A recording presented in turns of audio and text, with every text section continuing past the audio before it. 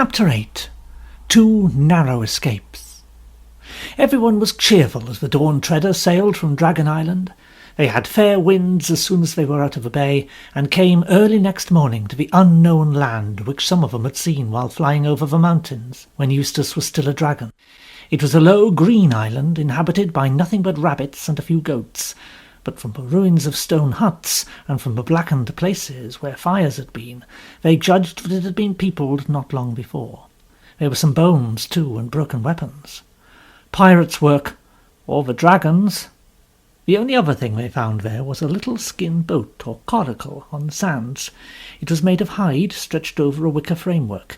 It was a tiny boat, barely 4 feet long, and the paddle which still lay in it was in proportion.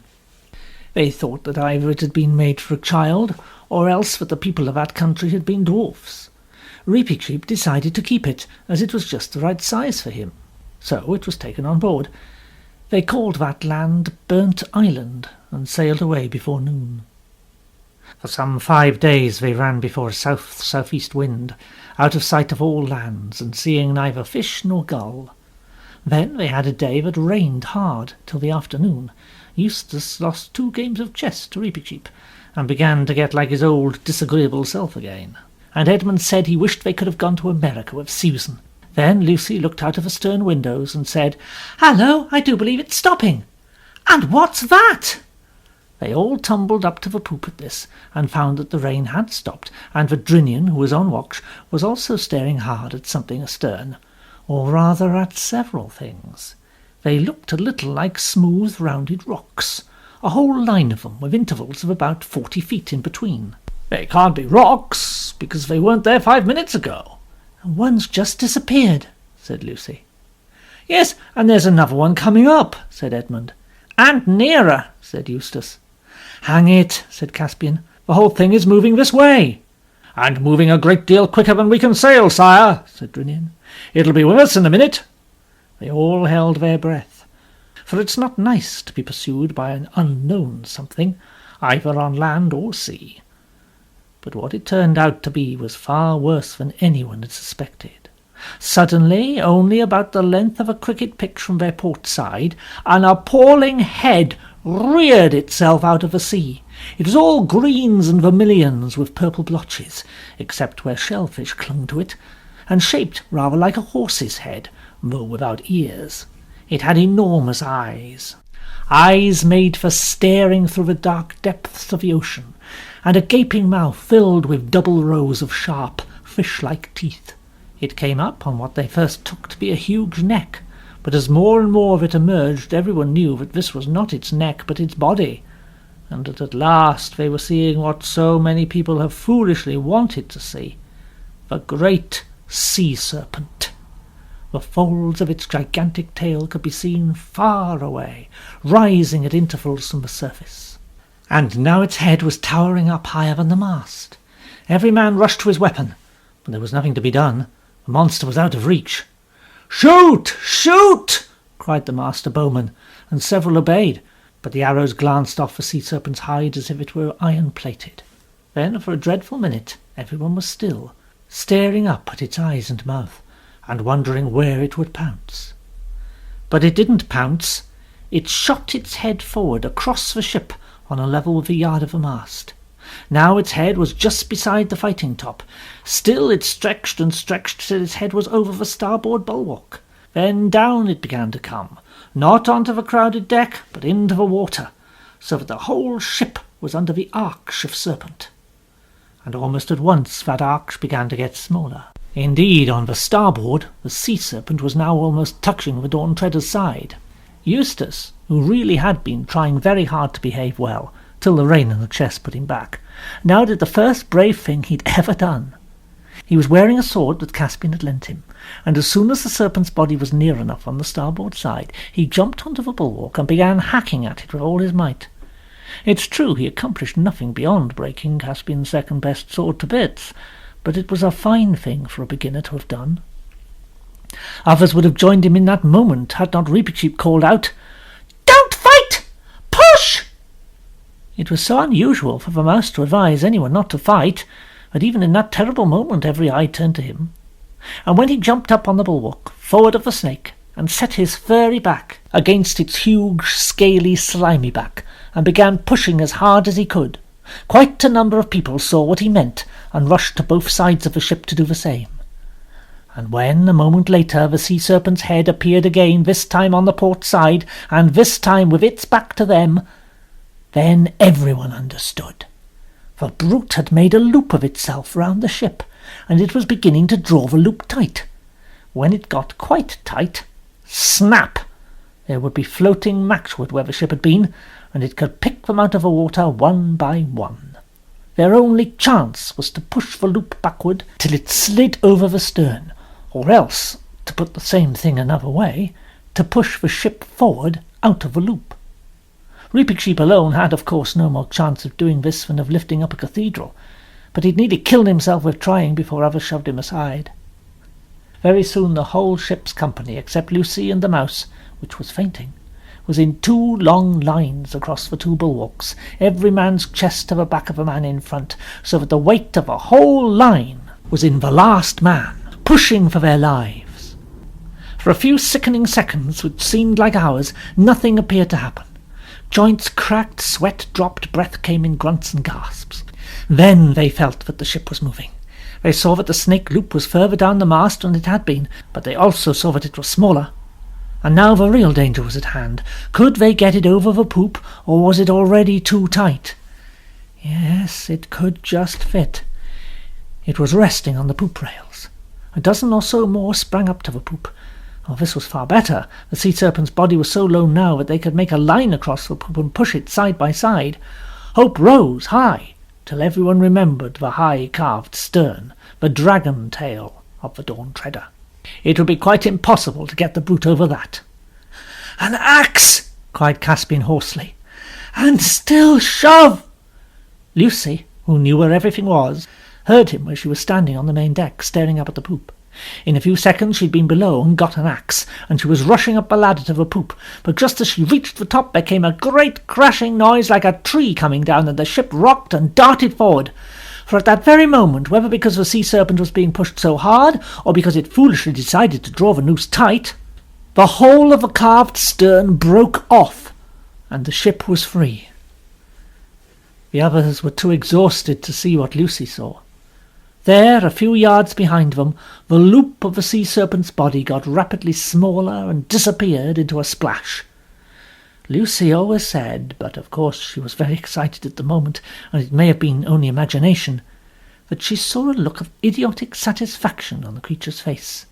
What is certain is that it was a very stupid animal, for instead of pursuing the ship, it turned its head round and began nosing all along its own body, as if it expected to find the wreckage of a Dawn Treader there. But the Dawn Treader was already well away, running before a fresh breeze, and the men lay and sat panting and groaning all about the deck, till presently they were able to talk about it, and then to laugh about it. And when some rum had been served out, they even raised a cheer, and everyone praised the valour of Eustace, though it hadn't done any good, and of Reaping Sheep. After this they sailed for 3 days more, and saw nothing but sea and sky. On the 4th day the wind changed to the north, and the seas began to rise. By the afternoon it had nearly become a gale, but at the same time they sighted land on their port bow. "By your leave, sire, we'll try to get under the lee of that country by rowing and lie in harbour, maybe till this is over." Caspian agreed, but a long row against the gale did not bring them to the land before evening. By the last light of that day they steered into a natural harbour and anchored, but no one went ashore that night. In the morning they found themselves in the green bay of a rugged, lonely-looking country which sloped up to a rocky summit. From the windy north, beyond that summit, clouds came streaming rapidly. They lowered the boat and loaded her with any of the water casks which were now empty. "Which stream shall we water at, Drinian?" said Caspian, as he took his seat in the stern sheets of the boat. "There seem to be 2 coming down into the bay." "It makes little odds, sire, but I think it's a shorter pull to that one on the starboard, the eastern one." "Here comes the rain," said Lucy. "I should think it does," said Edmund, for it was pelting down. "I say, let's go to the other stream. There are trees there. We'll have some shelter." "Yes, let's," said Eustace. No point in getting wetter than we need." But all the time Drinian was steadily steering to the starboard, like tiresome people in cars who continue at 40 miles an hour while you're explaining to them that they're on the wrong road. "They're right, Drinian," said Caspian. "Why don't you bring her head round and make for the western stream?" "As your Majesty pleases," said Drinian a little shortly. He'd had an anxious day about the weather yesterday, and he didn't like advice from landsmen. But he altered course. It turned out afterward that it was a good thing he did. By the time they'd finished watering, the rain was over, and Caspian, with Eustace, the Pevensies, and Reepicheep, decided to walk up to the top of a hill and see what could be seen. It was a stiffish climb, though, through coarse grass and heather, and they saw neither man nor beast except seagulls. When they reached the top, they saw that it was a very small island, not more than 20 acres, and from this height the sea looked larger and more desolate than it did from the deck, or even the fighting top of the Dawn Treader. "Crazy, you know," said Eustace to Lucy in a low voice, looking at the eastern horizon. "Sailing on and on into that, with no idea what we may get to." But he only said it out of habit, and not really nastily, as he would have done at one time.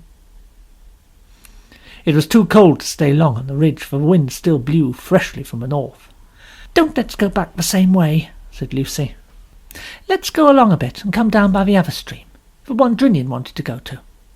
Everyone agreed, and after about 15 minutes they were at the source of the second river. It was more interesting than they'd expected. A deep little mountain lake, surrounded by cliffs, except for a narrow channel on the seaward side, out of which the water flowed. Here at last they were out of the wind, and all sat down in the heather above the cliff for a rest. All sat down, but one, it was Edmund, jumped up again very quickly. "They go in for sharp stones on this island. Hallo, this isn't a stone at all. It's a sword hilt. Oh, by Jove, it's the whole sword. What the rust has left of it, it must have lain here for ages." "It's Narnian too, by the look of it," said Caspian, as they all crowded round. "I'm sitting on something too," said Lucy. "Something hard." It turned out to be the remains of a mail shirt. By this time everyone was on hands and knees, feeling in the thick heather in every direction.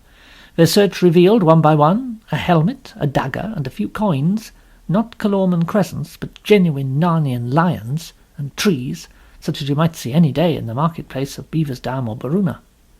"Looks as if this might be all that's left of one of our 7 lords," said Edmund. "Yes, that's just what I was thinking. I wonder which it was. There's nothing on the dagger to show, and I wonder how he died." "And how we are to avenge him." Edmund, the only one of a party who'd read several detective stories, had meanwhile been thinking. "Look here, there's something very fishy about this. He can't have been killed in a fight." "Why not?" "No bones. An enemy might take the armour and leave the body, but who's ever heard of a chap who'd won a fight carrying away the body and leaving the armour? Perhaps he was killed by a wild animal. A very clever animal that could take a man's mail shirt off." "Perhaps a dragon." "Nothing doing there. Dragon couldn't do it. I ought to know." "Oh, let's get away from this place anyway." Lucy had not liked sitting down again since Edmund had raised the question of bones. "If you like," said Caspian, getting up. "I don't think any of this stuff's worth taking away." They came down and round to a little opening where the stream came out of the lake, and stood looking at the deep water within its circle of cliffs. If it had been a hot day, no doubt someone would have been tempted to bathe, and everyone would have had a drink.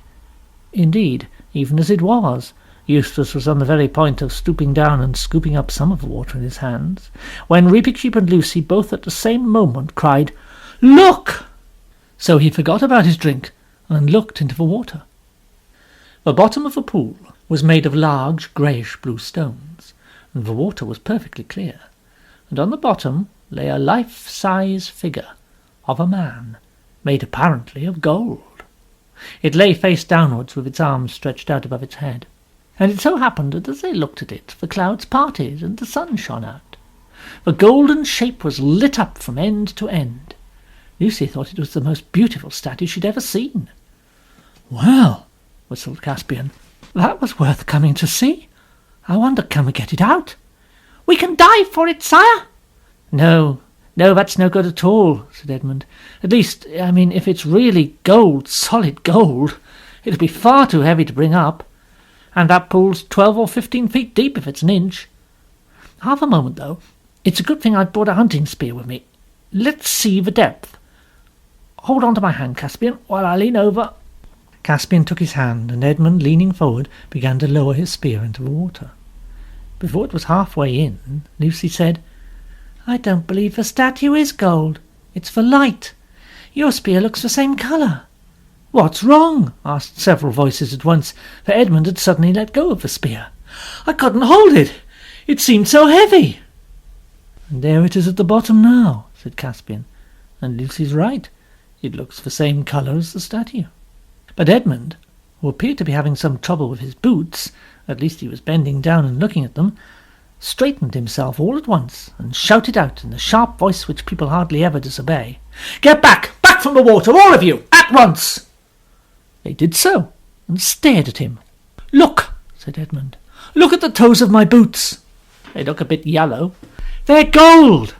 Solid gold! Look at them! Feel them! The leather's pulled away from it already. They're as heavy as lead." "By Aslan! You don't mean to say—" "Yes, I do. The water turns things to gold. It turned the spear to gold. That's why it got so heavy. And it was just lapping against my feet. It's a good thing I wasn't barefoot. And it turned the toe caps into gold. And that poor fellow on the bottom, well, you see." "It isn't a statue at all." "No. The whole thing's plain now. He was here on a hot day, undressed on top of a cliff where we were sitting. The clothes have rotted away or been taken by birds to lie nests with, and the armour's still there. But he dived and—" "Oh, don't! What a horrible thing!" "And what a narrow shave we've had." "Narrow indeed. Anyone's finger, anyone's foot, anyone's whisker, or anyone's tail might have slipped into that water at any moment." "All the same," said Caspian, "we may as well test it." He stooped down and wrenched up a spray of heather. Then, very cautiously, he knelt beside the pool and dipped it in. It was heather that he dipped. What he drew out was a perfect model of heather, made of the purest gold, heavy and soft as lead. "The king who owned this island," and his face flushed as he spoke, "would soon be the richest of all kings of the world. I claim this land forever as a Narnian possession. It shall be called Goldwater Island. I bind you all to secrecy. No one must know of this, not even Drinian. On pain of death, do you hear?" "Who are you talking to?" said Edmund. "I'm no subject of yours. If anything, it's the other way round. I'm one of the 4 ancient sovereigns of Narnia, and you're under allegiance to the High King, my brother." "So it has come to that, King Edmund, has it?" said Caspian, laying his hand on his sword hilt. "Oh, stop it, both of you," said Lucy. "That's the worst of doing anything with boys. You're all such swaggering, bullying idiots. Oh!" Her voice died away into a gasp, and everyone else saw what she had seen. Across the grey hillside above them, grey, for the heather was not yet in bloom, without noise, and without looking at them, and shining as if he were in bright sunlight, though the sun had in fact gone in, passed with a slow pace the hugest lion that human eyes have ever seen. In describing the scene, Lucy said afterwards, he was the size of an elephant, though at another time, she said, the size of a cart-horse. But it was not the size that mattered. Nobody dared to ask what it was. They knew it was Aslan, and nobody ever saw how or where he went. They looked at one another like people waking from sleep. "What were we talking about?" said Caspian. "Have I been making rather an ass of myself?" "Sire, this is a place with a curse upon it. Let us get back on board at once, and if I might have the honour of naming this island, I should call it Deathwater." "It strikes me as a very good name, Reep. Well, now that I come to think of it, I don't know why. Oh, the weather seems to be settling, and I dare say Drinian would like to be off. What a lot we shall have to tell him." But in fact they did not tell him much, for their memory of the last hour had become confused. "Their Majesties all seemed a bit bewitched when they came aboard," said Drinian to Rince later, when the Dawn Treader was once more under sail, and Deathwater Island already below the horizon. "Something happened to them in that place. The only thing I could get clear was that they think they found the body of one of those lords we're looking for."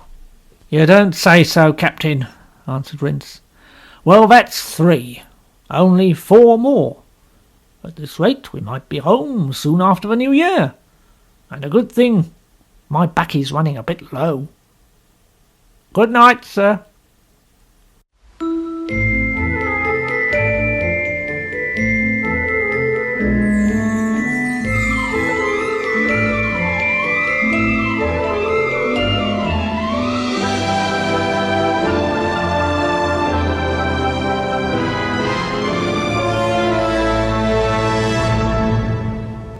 Chapter 9. The Island of the Voices. And now the winds, which had so long been from the northwest, began to blow from the west itself, and every morning when the sun rose out of the sea, the curved prow of the Dawn Treader stood up right across the middle of the sun. Some thought that the sun looked larger than it had looked from Narnia, but others disagreed. And they sailed and sailed before a gentle yet steady breeze, and saw neither fish nor gull nor ship nor shore. And stores began to get low again, and it crept into their hearts that perhaps they might have come to a sea which went on for ever. But when the very last day on which they thought they could risk continuing their eastward voyage dawned, it revealed, right ahead, between them and the sunrise, a low land lying like a cloud. They made harbour in a wide bay about the middle of the afternoon and landed. It was a very different country from any they'd yet seen, for when they'd crossed the sandy beach they found all silent and empty, as if it were an uninhabited land. But before them there were level lawns, in which the grass was as smooth and short as it used to be in the grounds of a great English house, where 10 gardeners were kept. The trees, of which there were many, all stood apart from one another, and there were no broken branches and no leaves lying on the ground. Pigeons sometimes cooed, but there was no other noise.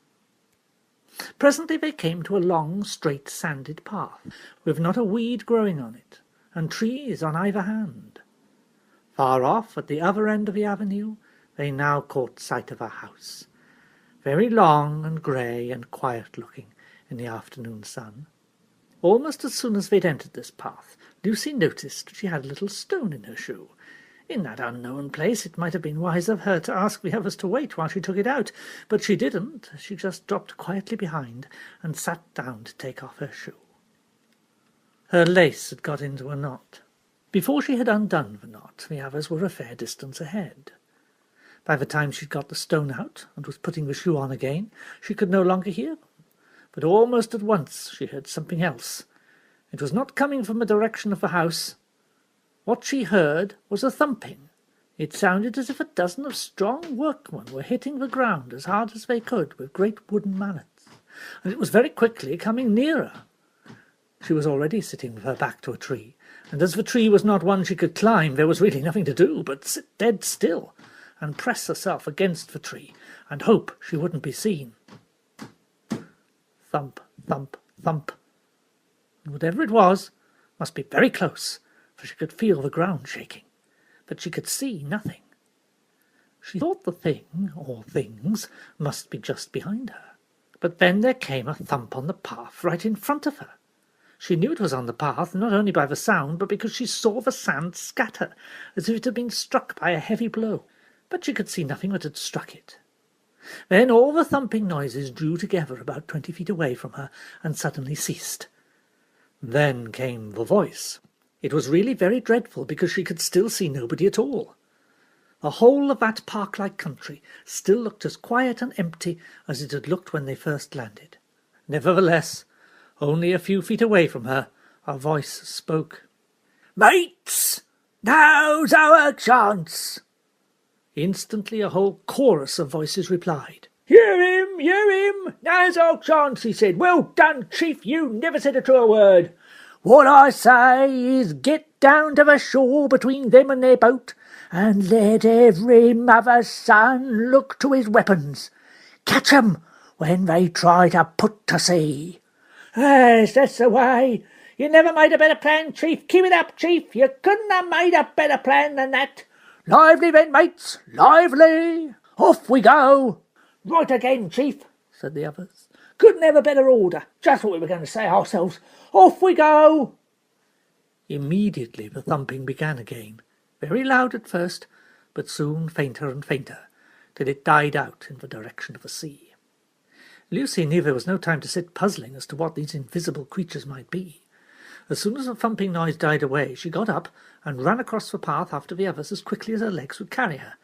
They must at all costs be warned. While this had been happening, the others had reached the house. It was a low building, only 2 stories high, made of a beautiful mellow stone, many-windowed, and partially covered with ivy. Everything was so still that Eustace said, "I think it's empty." But Caspian silently pointed to the column of smoke which rose from one chimney. They found a wide gateway open and passed through it into a paved courtyard. And it was here that they had their first indication that there was something odd about this island. In the middle of the courtyard stood a pump, and beneath the pump a bucket. There was nothing odd about that, but the pump handle was moving up and down, though there seemed to be no one moving it. "There is some magic at work here," said Caspian. "Machinery," said Eustace. "I do believe we've come to a civilized country at last."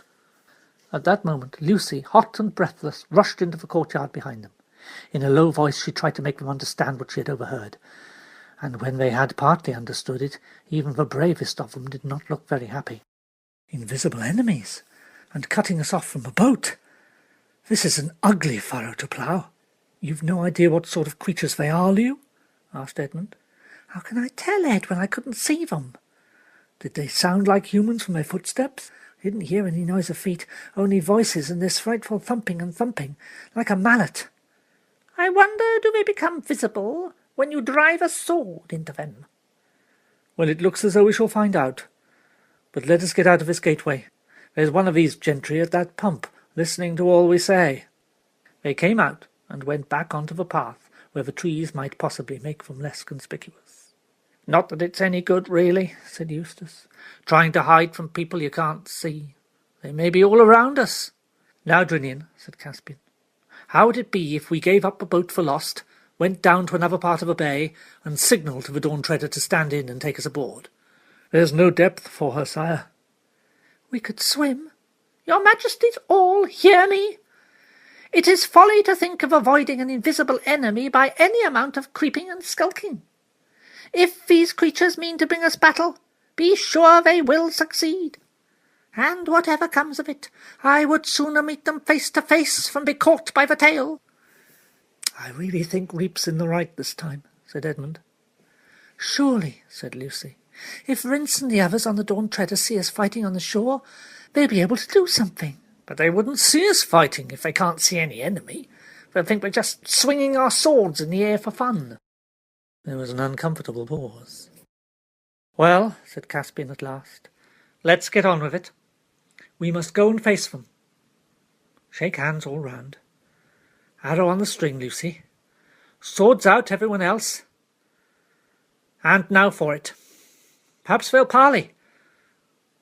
It was strange to see the lawns and the great trees looking so peaceful as they marched back to the beach. And when they arrived there and saw the boat lying where they had left her, and the smooth sand with no one to be seen on it, more than one doubted whether Lucy had not merely imagined all she'd told them. But before they reached the sand, a voice spoke out of the air. "No further, masters, no further now. We've got to talk with you first. There's 50 of us, and more here with weapons in our fists." Hear him, that's all, Chief Feddies. You can depend on what he says. He's telling you the truth, he is." "I do not see these 50 warriors," observed Reaping Sheep.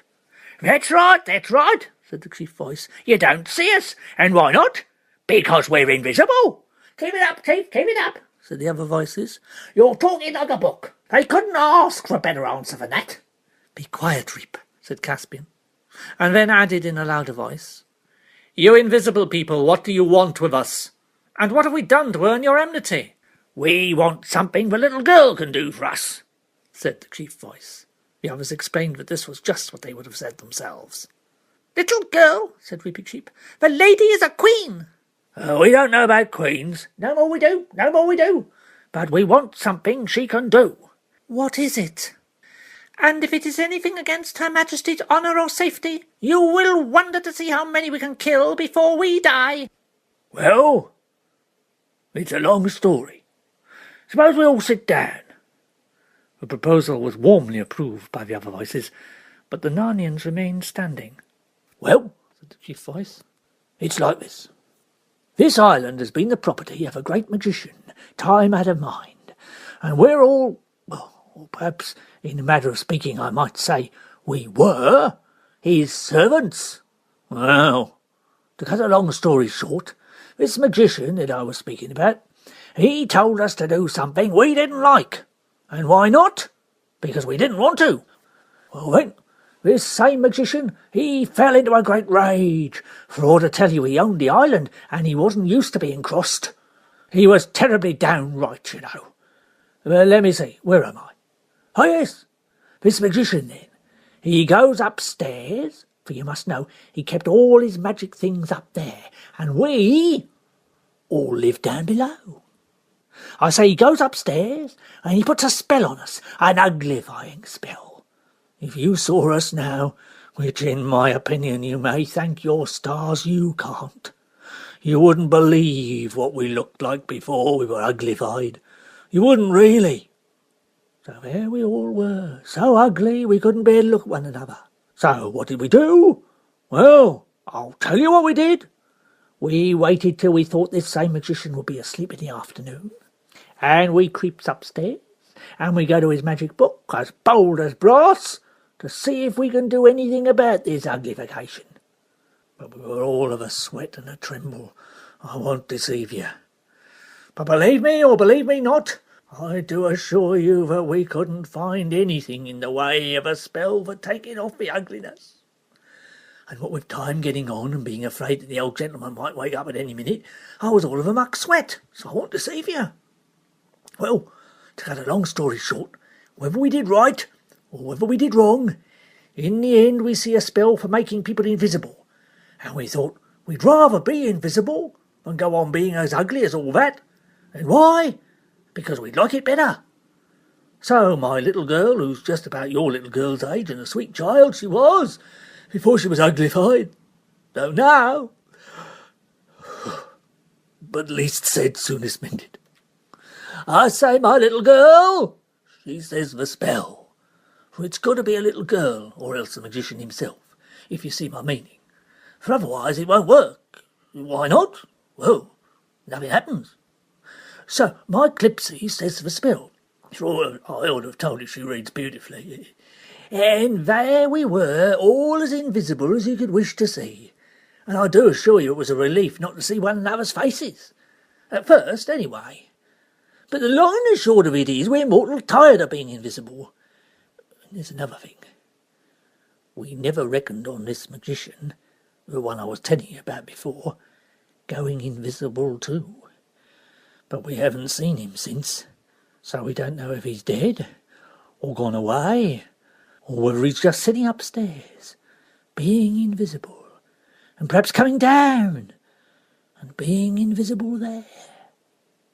And believe me, it's no manner of use listening, because he always did go about with his bare feet on, making no more noise than a great big cat.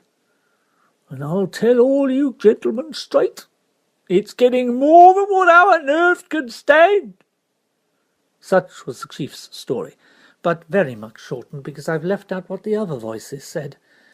Actually, he never got more than 6 or 7 words without being interrupted by their agreements and encouragements, which drove the Narnians nearly out of their minds with impatience.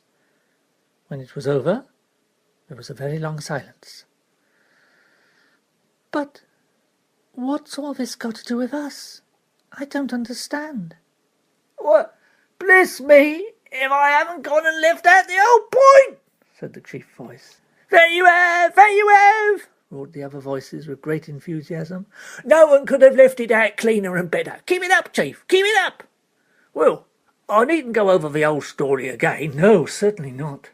"Well then, to put it in a nutshell, we've been waiting for ever so long for a nice little girl from foreign parts, like it might be you, missy, that will go upstairs and go to the magic book and find the spell that takes off the invisibleness, and say it.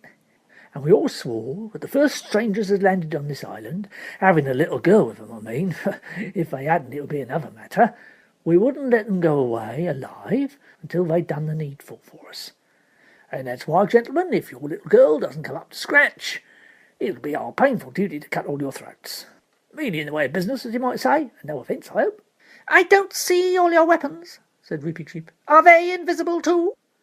The words were scarcely out of his mouth before they heard a whizzing sound, and next moment a spear had stuck quivering in one of the trees behind them. "That's a spear, that is. That it is, Chief, that it is. You couldn't have put it better. It came from my hand. They get visible when they leave us." "But why do you want me to do this? Why can't one of your own people? Haven't you got any girls?" "Oh, we dursn't," said all the other voices. "We're not going upstairs again." "In other words," said Caspian, "you are asking this lady to face some danger which you daren't ask your own sisters and daughters to face?" That's right, said all the other voices cheerfully. "You couldn't have put it better. You've had some education, you have, anyone can see that." "Well, of all the outrageous—" began Edmund, but Lucy interrupted. "Would I have to go upstairs at night, or would it do in daylight?" "Oh, daylight, to be sure. Not at night. No one's asking you to do that. Go upstairs in the dark. Oh, no." "All right, then. I'll do it. No, don't try to stop me. Can't you see it's no use? There are dozens of them. We can't fight them. And the other way there is a chance." "But a magician." "I know. But he mayn't be as bad as these people make out. Don't you get the idea they're not very brave?" "They're certainly not very clever." Look here, Lew. We really can't let you do a thing like this. Ask Reap. I'm sure he'll say just the same. But it's to save my own life as well as yours. I don't want to be cut to bits with invisible swords any more than anyone else." "Her Majesty is in the right. If we had any assurance of saving her by battle, our duty would be very plain. But it appears to me that we have none, and the service they ask of her is in no way contrary to Her Majesty's honour, but a noble and heroical act. If the Queen's heart moves her to risk the magician, I will not speak against it." As no one had ever known Repeat to be afraid of anything, he could say this without feeling at all awkward. But the boys, who had all been afraid quite often, grew very red. None the less, it was such obvious sense that they had to give in. Loud cheers broke from the invisible people when the decision was announced, and the chief voice, warmly supported by the others, invited the Narnians to come to supper and spend the night. Eustace didn't want to accept, but Lucy said, "I'm sure they're not treacherous. They're not like that at all." And the others agreed. And so, accompanied by the enormous noise of thumpings, which became louder when they reached the flagged and echoing courtyard, they all went back to the house.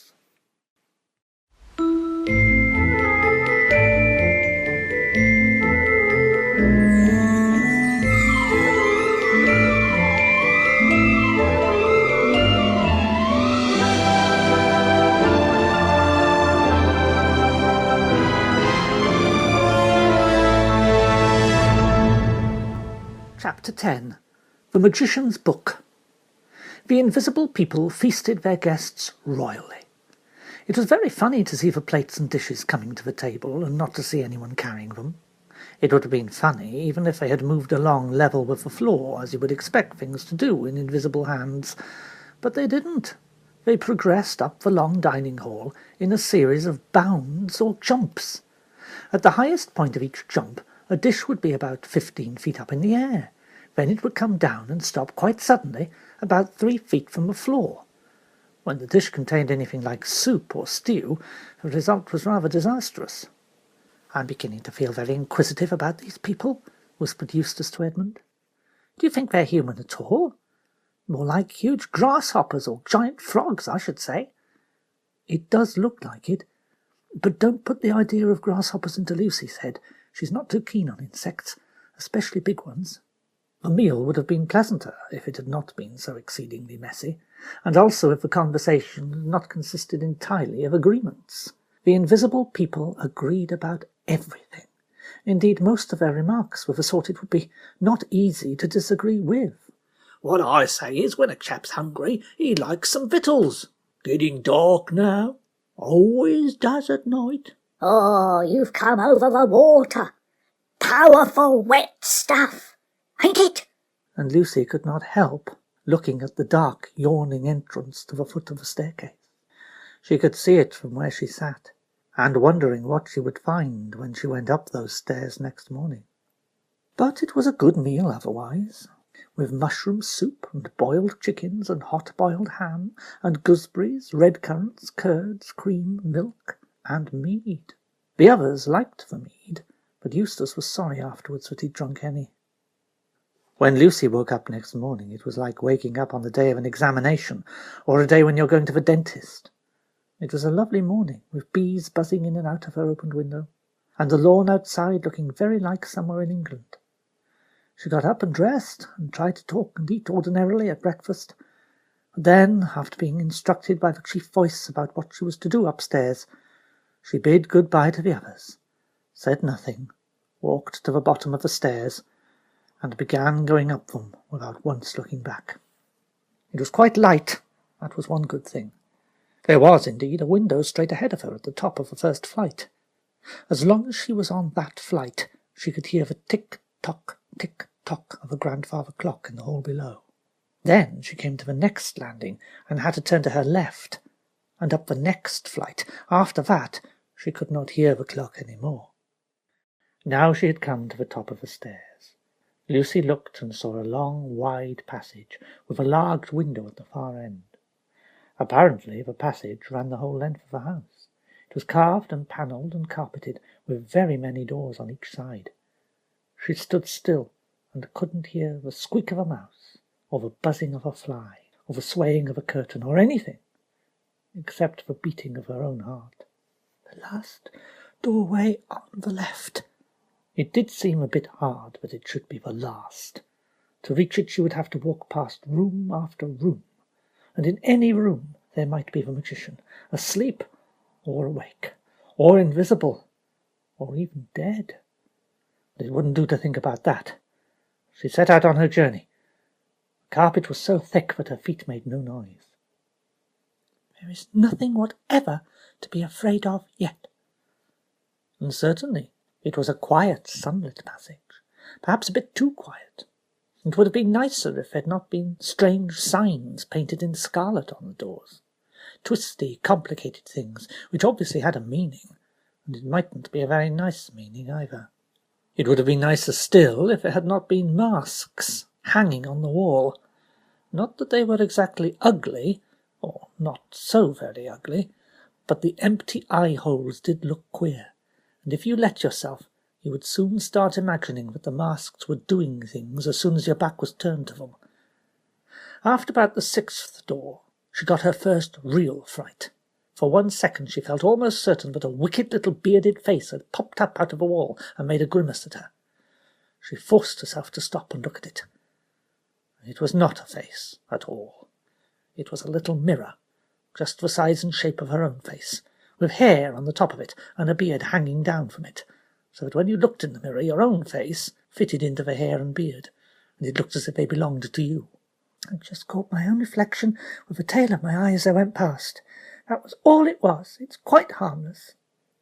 But she didn't like the look of her own face with that hair and beard, and went on. I don't know what the bearded glass was for, because I am not a magician. Before she reached the last door on the left, Lucy was beginning to wonder whether the corridor had grown longer since she began her journey, and whether this was part of the magic of the house. But she got to it at last, and the door was open. It was a large room with 3 big windows, and it was lined from floor to ceiling with books, more books than Lucy had ever seen before. Tiny little books, fat and dumpy books, and books bigger than any church Bible you've ever seen, all bound in leather and smelling old and learned and magical. But she knew from her instructions that she need not bother about any of these, for the book, the magic book, was lying on the reading desk, in the very middle of the room. She saw she would have to read it standing, and anyway there were no chairs, and also that she would have to stand with her back to the door while she read it. So she at once turned to shut the door. It wouldn't shut. Some people may disagree with Lucy about this, but I think she was quite right. She said she wouldn't have minded if she could have shut the door, but that it was unpleasant to have to stand in a place like that, with an open doorway right behind your back. I should have felt just the same. But there was nothing else to be done. One thing that worried her a good deal was the size of the book. The chief voice had not been able to give her any idea whereabouts in the book the spell for making things become visible was. He even seemed rather surprised at her asking. He expected her to begin at the beginning and go on till she came to it. Obviously he had never thought that there was any other way of finding a place in a book. "But it might take me days, weeks," said Lucy, looking at the huge volume. "I feel already as if I've been in this place for hours." She went up to the desk and laid her hand on the book. Her fingers tingled when she touched it, as if it were full of electricity. She tried to open it, but couldn't at first. This, however, was only because it was fastened by 2 leaden clasps, and when she'd undone these it opened easily enough. And what a book it was! It was written, not printed, written in a clear, even hand, with thick downstrokes and thin upstrokes, very large, easier than print, and so beautiful that Lucy stared at it for a whole minute and forgot about reading it.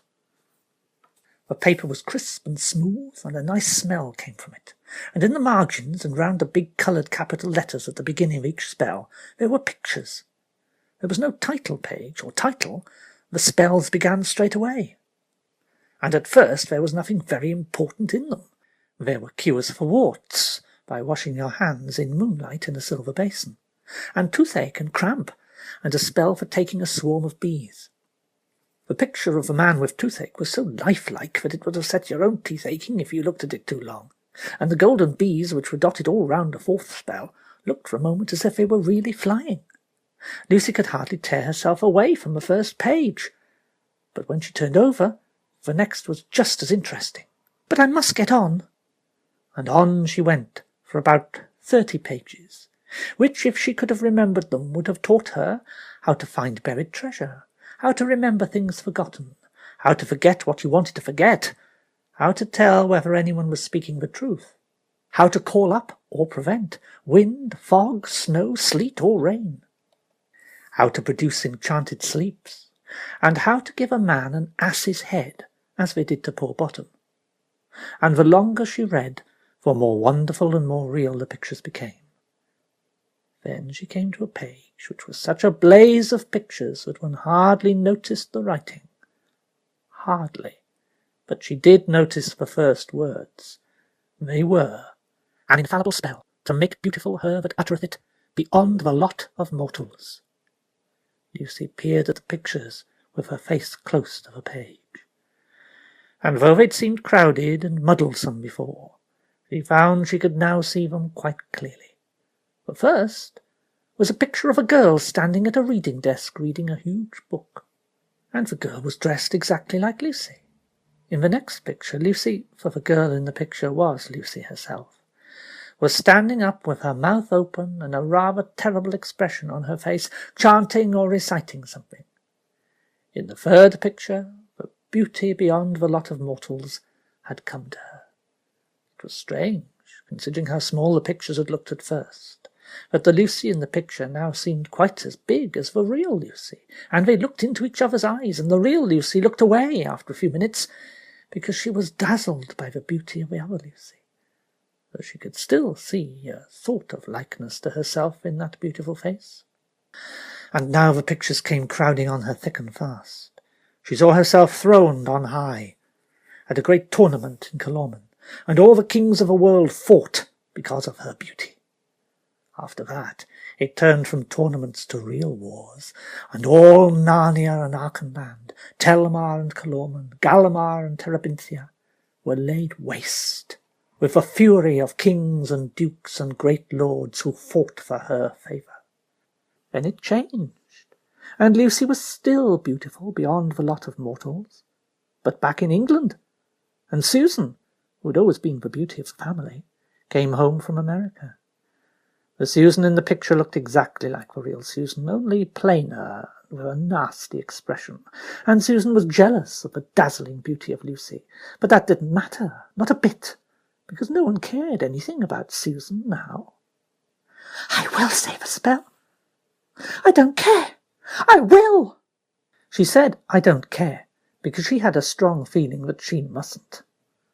But when she looked back at the opening words of the spell, there in the middle of the writing, where she felt quite sure there had been no picture before, she found the face of a lion, of the lion, Aslan himself, staring into hers. It was painted such a bright gold that it seemed to be coming toward her out of the page, and indeed she never was quite sure afterwards that it hadn't really moved a little. At any rate, she knew the expression on his face quite well. He was growling, and you could see most of his teeth. She became horribly afraid, and turned over the page at once. A little later, she came to a spell which would let you know what your friends thought about you. Now, Lucy had wanted very badly to try the other spell, the one that made you beautiful beyond the lot of mortals. So she felt that to make up for not having said it, she really would save this one.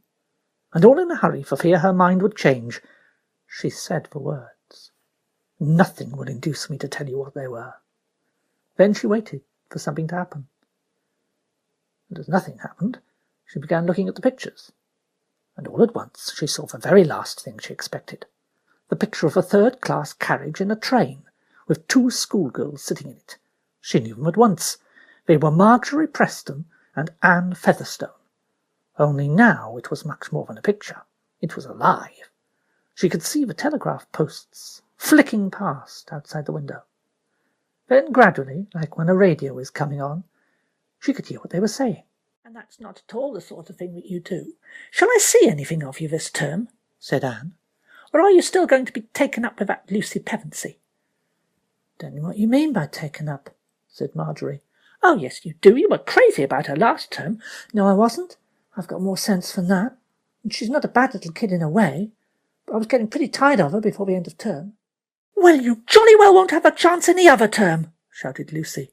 "Two-faced little beast!" But the sound of her own voice at once reminded her that she was talking to a picture, and that the real Marjorie was far away in another world. "Well, I did think better of her than that, and I did all sorts of things for her last term, and I stuck to her when not many other girls would. And she knows it too. And to Anne Featherstone, of all people. I wonder if all my friends are the same, and lots of other pictures. I won't look at any more. I won't! I won't!" With a great effort she turned over the page, but not before a large angry tear had splashed on it. On the next page she came to a spell for the refreshment of the spirit. The pictures were fewer here, but very beautiful, and what Lucy found herself reading was more like a story than a spell. It went on for about 3 pages, and before she'd read to the bottom of the page, she'd forgotten that she was reading at all. She was living in the story as if it were real, and all the pictures were real too.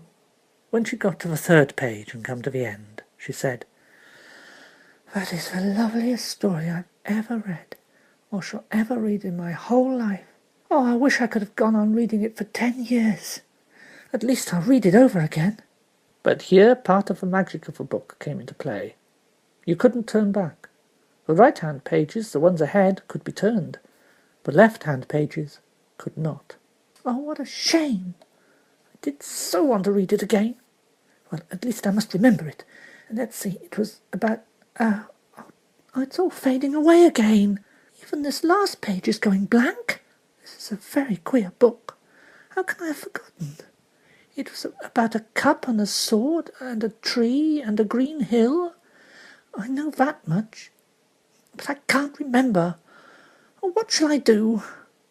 And she never could remember, And ever since that day, what Lucy means by a good story is a story which reminds her of a forgotten story in the magician's book.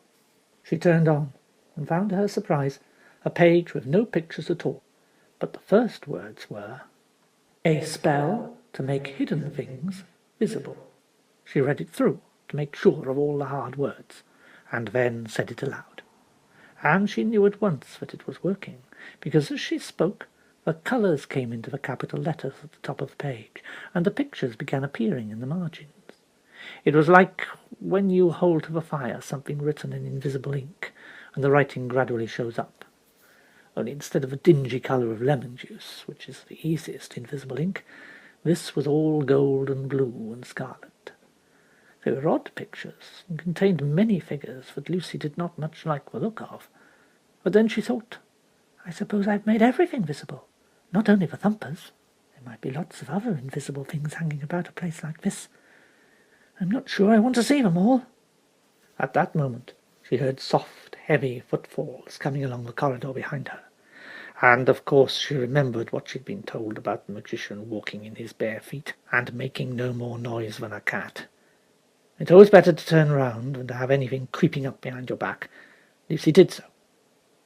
Then her face lit up till, for a moment, but of course she didn't know it, she looked almost as beautiful as that other Lucy in the picture, and she ran forward with a little cry of delight, and with her arms stretched out, for what stood in the doorway was Aslan himself, the lion, the highest of all high kings. And he was solid and real and warm, and he let her kiss him and bury herself in his shining mane. And from the low, earthquake-like sound that came from inside him, Lucy even dared to think that he was purring. "Oh, Aslan, it was kind of you to come." "I have been here all the time, but you have just made me visible." "Aslan, don't make fun of me, as if anything I could do would make you visible." "It did. Do you think I won't obey my own rules?"